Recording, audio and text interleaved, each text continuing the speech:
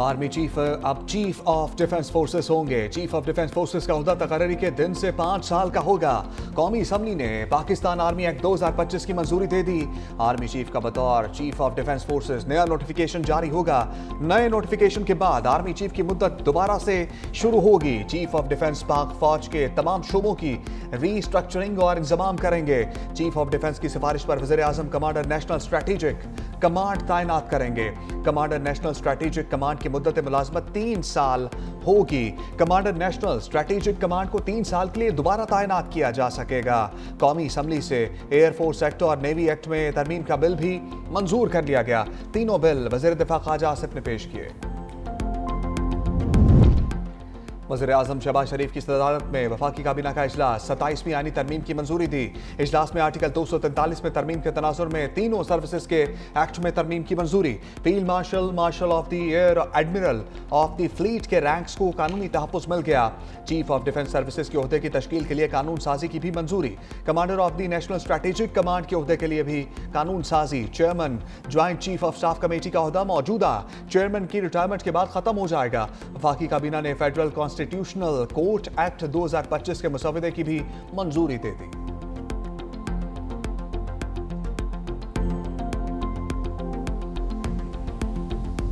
27वीं आईनी तरमीम इजाफी शिकों के साथ सेनेट से भी मंजूर। 64 अरकान ने तरमीम के हक में जबकि 4 ने मुखालफत में वोट दिया। बिल में शामिल 8 तरमीम की शिकवार मंजूरी। सेनेटर सैफुल्लाह अबड़ू और सेनेटर अहमद खान ने तरमीम के हक में वोट दिया। PTI अरकान ने वॉकआउट किया। वफाकी वज़ीर कानून आज़म नज़ीर ताड़र ने तहरीक पेश करते हुए कहा कि आईनी तरमीम में कुछ वजाहतें ज़रूरी थीं। आर्टिकल 6 में तरमीम की गई। 18वीं तरमीम में कहा गया था कोई अदालत मार्शल लॉ की तौसीक नहीं करेगी। वफाकी आईनी अदालत को भी शिक में शामिल किया गया है। चीफ जस्टिस ऑफ पाकिस्तान की पोजीशन को वाज़ेह किया गया है। आइंदा सुप्रीम कोर्ट आईनी अदालत के चीफ जस्टिस से सीनियर चीफ जस्टिस पाकिस्तान होंगे। दूसरी जानिब सदर मुमलिकत आसिफ अली जरदारी ने दस्तखत कर दिए। 27वीं आईनी तरमीम आइन का हिस्सा बन गई। 27वीं आईनी तरमीम पार्लियामेंट के दोनों ऐवान से मंजूर हो चुकी।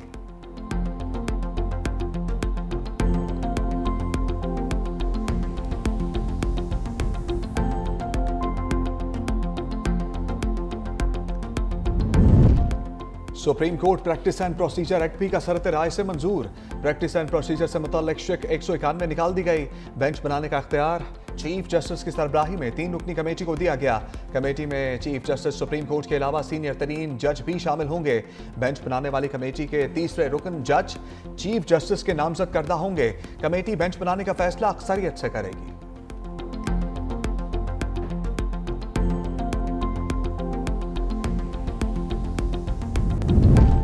27वीं आईनी तरमीम में आला अदलिया को टुकड़े टुकड़े कर दिया। सुप्रीम कोर्ट के 2 सीनियर जजों जस्टिस मंसूर अली शाह और जस्टिस अतर मिनुल्लाह ने इस्तीफा दे दिया। दोनों जजेस ने सुप्रीम कोर्ट में अपने चैम्बर्स खाली कर दिए। जस्टिस मंसूर अली शाह 13 सफ़ात पर मुश्तमिल इस्तीफे में कहा 27वीं आईनी तरमीम पाकिस्तान पर संगीन हमला है। अदलिया को हुकूमत के मातहत बना दिया गया। आईनी जमहूरियत की रूह पर कारी ज़रब लगी। इंसाफ आम आदमी से दूर और ताकत के सामने बेबस हो गया। इस तरह की तब्दीलियां ज्यादा देर साबित नहीं रह सकती। अब ना आएगा दिफा कर सकता हूँ ना तरमीम का जायजा ले सकता हूँ। साफ जमीर के साथ जा रहा हूँ। जस्टिस अतर मिनुल्लाह ने कहा कि जिस आइन के तहत हलफ उठाया था वो बाकी नहीं रहा। मैंने हमेशा आइन पाकिस्तान की पासदारी का अहद किया। नई तरमीम के बाद आइन अब अपनी रूह खो चुका है। Senior advocate Makhdoom Ali Khan law and justice commission से मुस्ताफी।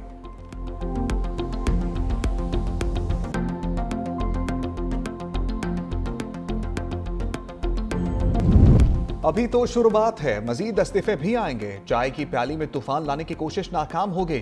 फैसल वाफ्टा का एक्स पर बयान का हलचल का जिक्र 3-4 दिन से कर रहा था। जिन जिन के इस्तीफे आते रहेंगे फौरी मंजूर भी कर लिए जाएंगे। किसी ने कोई तीर नहीं चलाया। वैसे भी सर्विस में वक्त कम ही बचा था। याद रखें ये लफ्ज़ अब प्रॉक्सीज का हिसाब होगा। कौन को अब समझ आ गई है कौन किस किस मखसूस पार्टी का सहूलतकार था।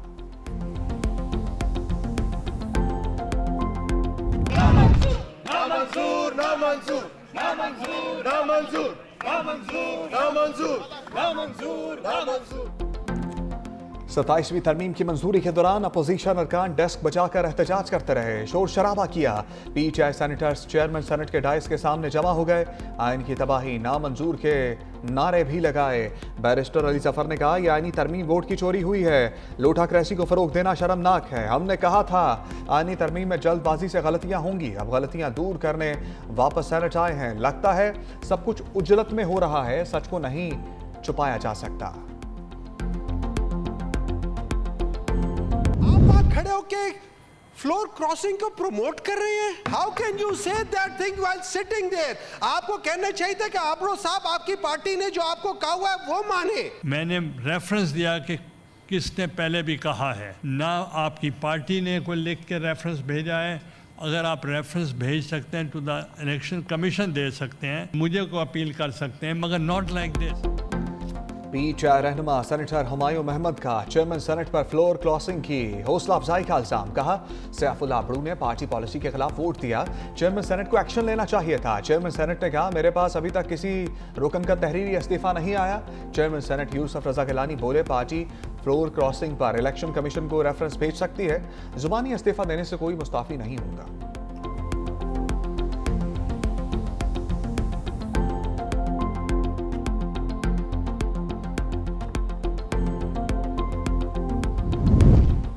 प्रोसीजर मुकम्मल होने तक सैफुल्लाह अबड़ू ऐवान के रुकन हैं। मेंबर वोट देता है तो वो वोट गिना जाता है, रुकनियत बाद में खत्म होगी।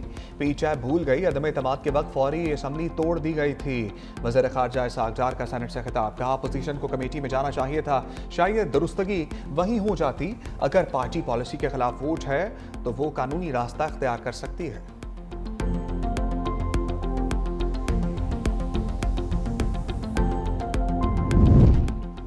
वफाकी आईनी अदालत के पहले चीफ जस्टिस की हलफ बर्दारी कल होने का इम्कान। मौजूदा आईनी बेंच के सरबराह जस्टिस अमीनुद्दीन ओहदे के लिए फेवरेट। तरमीम के गजट नोटिफिकेशन के बाद तैनाती वज़ीर आज़म करेंगे। जस्टिस याहिया अफरीदी ने जस्टिस अमीनुद्दीन के एजाज में इशाइया रख लिया। इशाइया कल चीफ जस्टिस हाउस में होगा।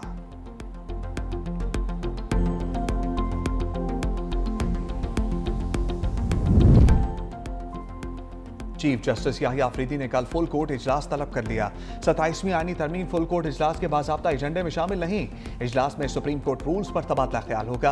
एडवोकेट मुनीर पराचा को सीनियर वकील का टाइटल देना भी एजेंडे में शामिल। फुल कोर्ट इजलास कल दोपहर 2 बजे सुप्रीम कोर्ट में होगा।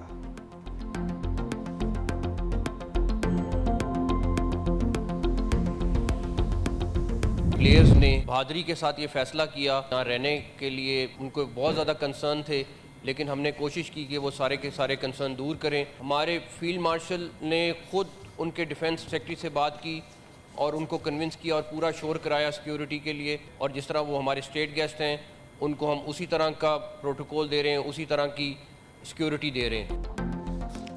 फील्ड मार्शल ने श्रीलंकन वज़ीर दिफा को फोन किया, श्रीलंकन टीम की सिक्योरिटी की यकीन दहानी कराई। वज़ीर दाखिला मोहसिन नकवी का कौमी असम्बली में इंकशाफ। कहा, श्रीलंकन सदर ने भी अपनी क्रिकेट टीम से बात की, श्रीलंकन टीम के तमाम खदशात दूर किए।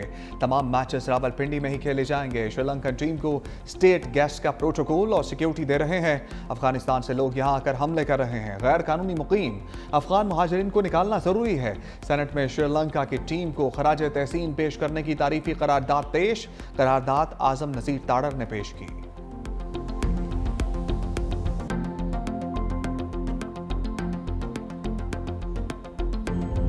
पाकिस्तान और श्रीलंका के दरमियान दूसरा वनडे कल होगा। पाकिस्तान और श्रीलंका की टीमों की रावलपिंडी स्टेडियम में प्रैक्टिस। श्रीलंकन हाई कमिश्नर का रावलपिंडी क्रिकेट स्टेडियम का दौरा। चेयरमैन पीसीबी के हमरा प्रैक्टिस सेशन का जायजा लिया। तीसरा वनडे 16 नवंबर को रावलपिंडी क्रिकेट स्टेडियम में खेला जाएगा।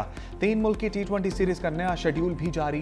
टूर्नामेंट 18 अक्टूबर से रावलपिंडी क्रिकेट स्टेडियम में शुरू होगा। 6 मुल्की सीरीज में पाकिस्तान, श्रीलंका, जिम्बाब्वे की क्रिकेट टीमें हिस्सा लेंगे। जिम्बाब्वे की टीम भी इस्लामाबाद पहुंच गई। सीरीज का पहला मैच 18 नवंबर को पाकिस्तान और जिम्बाब्वे के दरमियान खेला जाएगा। तमाम मैचेस का आगाज शाम 6 बजे होगा। हर टीम 4-4 मैचेस खेलेगी। फाइनल 29 नवंबर को होगा।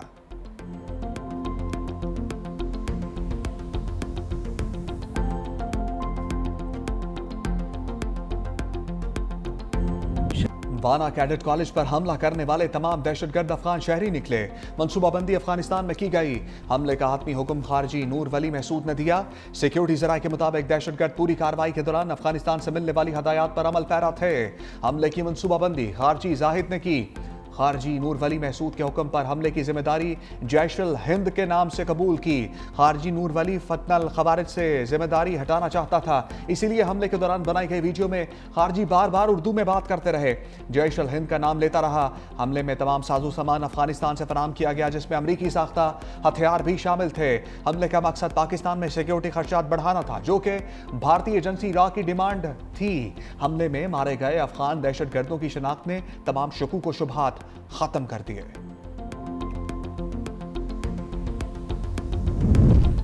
सिक्योरिटी इदारों की बड़ी कामयाबी। इस्लामाबाद कचहरी हमले में मुलव्वस खुदकुश हमलावर की शिनाख्त हो गई।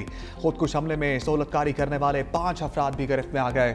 सिक्योरिटी जराये के मुताबिक खुदकुश हमलावर का ताल्लुक अफगानिस्तान से था। एक सहूलतकार का ताल्लुक बाजोड़ से निकला। सहूलतकार की निशानदही सर्च ऑपरेशन के दौरान हुई। हमले में मदद देने वाले 5 अफराद को रावलपिंडी और इस्लामाबाद के मुख्तलिफ इलाकों से हिरासत में लिया गया। किस सहूलतकार ने हमलावर को क्या क्या मदद की, उसका तयन हो रहा है। पुलिस के मुताबिक खुदकुश हमलावर गोलड़ा से पहले एक ऑनलाइन राइडर के जरिए 26 नंबर चुंगी से आया था। गोलड़ा से कचहरी तक हमलावर ने मास्क पहने रखा।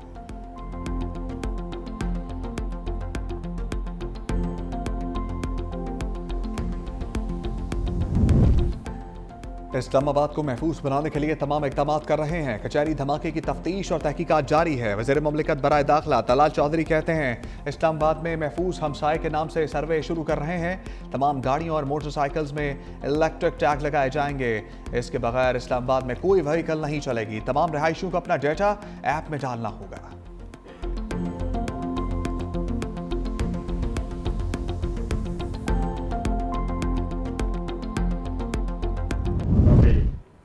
कैडेट कॉलेज में जो है जिस तरह दहशतगर्दों ने हमला किया, बच्चों को जो है पाक फौज ने रेस्क्यू किया।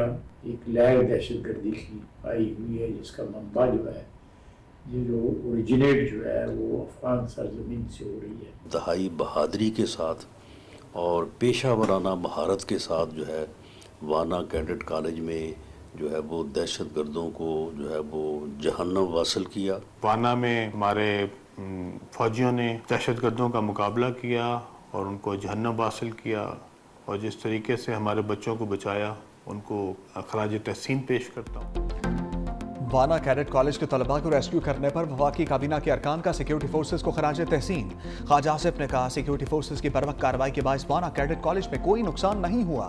सिक्योरिटी फोर्सेस बहादुरी से दहशतगर्दी का मुकाबला कर रही हैं। वफाकी वज़ीर दाखिला मोहसिन नकवी ने कहा, तमाम तलबा टीचर्स की जिंदगियां बचाने वाले बहादुर सपूतों को सलाम। बरवक्त कार्रवाई पर पाक फौज के ऑपरेशनल कमांडर और पूरी टीम को मुबारकबाद देता हूँ। राना सनाउल्लाह ने कहा, बेगुनाह लोगों को शहीद करने वालों के साथ मुज़ाकरात नहीं हो सकते। वाना में हमारे बहादुर जवानों ने पेशा बनाना महारत का मुजाहरा किया। राना तनवीर का भी वाना कैडेट कॉलेज पर हमला नाकाम बनाने पर सिक्योरिटी फोर्सेस को खराज तहसीन। वफाकी वजीर अब्दुल अलीम खान बोले, मुसल्लह अफवाज के जवानों ने वाना में दहशतगर्दी को शिकस्त दी। मुसद्दिक मलिक भी कामयाब ऑपरेशन पर पाक फौज को खराज तहसीन किया।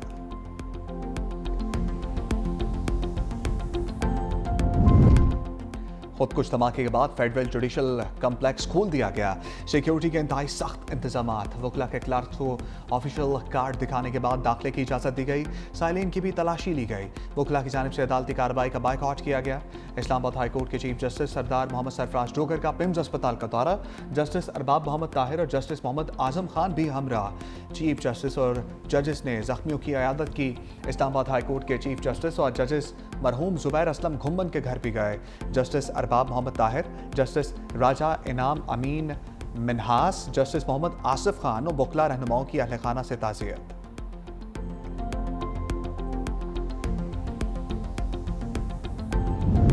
11वां NFC का 18 नवंबर को मुजवजा मुशावरती इजलास फिर मुलतवी। नेशनल फाइनेंस कमीशन इजलास के लिए हतमी तारीख पर इत्तफाक राय ना हो सका। वफाकी हुकूमत ने इजलास के लिए सूबों से दूसरी बार राय मांगी थी। नेशनल फाइनेंस कमीशन इजलास के लिए नई तारीख का तयन बाद में किया जाएगा। इससे पहले 29 अगस्त और फिर 10 नवंबर की तारीख तजवीज़ की गई थी। मुल्क में सैलाब के बायस इजलास सिंध हुकूमत की दरख्वास्त पर मुलतवी किया गया था।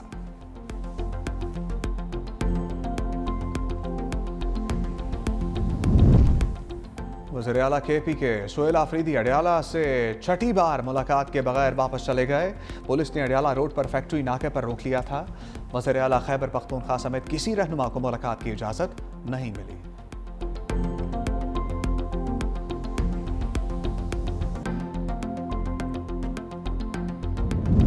अलीमा खानम एक बार फिर अदालत पेश ना हुई। रावलपिंडी की इंसदादे दहशतगर्दी अदालत ने 10वीं बार नाकाबिले जमानत वारंट गिरफ्तारी जारी कर दिए। अदालत ने अलीमा खानम की इस्लामाबाद और पंजाब भर में मलकियती प्रॉपर्टीज की तफसीलात दोबारा तलब कर ली।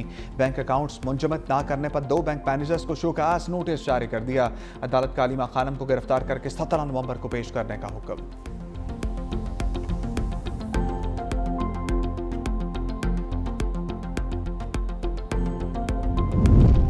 इलेक्शन कमीशन ने इस्लामाबाद बल्दियाती इंतखाबात के इल्तबा के केस का फैसला महफूज कर लिया। Chief election commissioner Sikandar Sultan बाजा ने वाज़ेह किया, अब इंतखाबी तारीख का ऐलान कमीशन करेगा और इस पर अमल दरामद लाजमी होगा।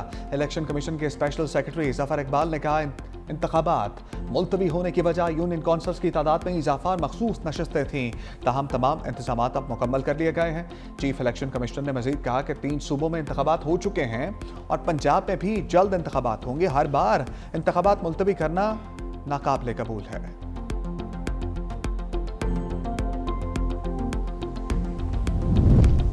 DGI SPR lieutenant general Ahmed Sharif Chaudhry का convent Jesus and Mary Beaconhouse और रूट स्कूल सिस्टम के तलबा तालिबात और साथी के साथ खसूसी नशस्त। अफवाज पाकिस्तान के ऑपरेशनल अमूर और दाखिली सूरत-ए-हाल के हवाले से गुफ्तगू। तलबा और साथी ने कहा, हमें अपनी मुसल्लह अफवाज पर फ़ख्र है जो पाकिस्तानी अवाम के लिए हम अब वक्त अपनी जानें कुर्बान करने के लिए तैयार हैं। DGI SPR ने हमें हक़ाइक़ को दुरुस्त नुक्ता नज़र से देखने की तलकीन की।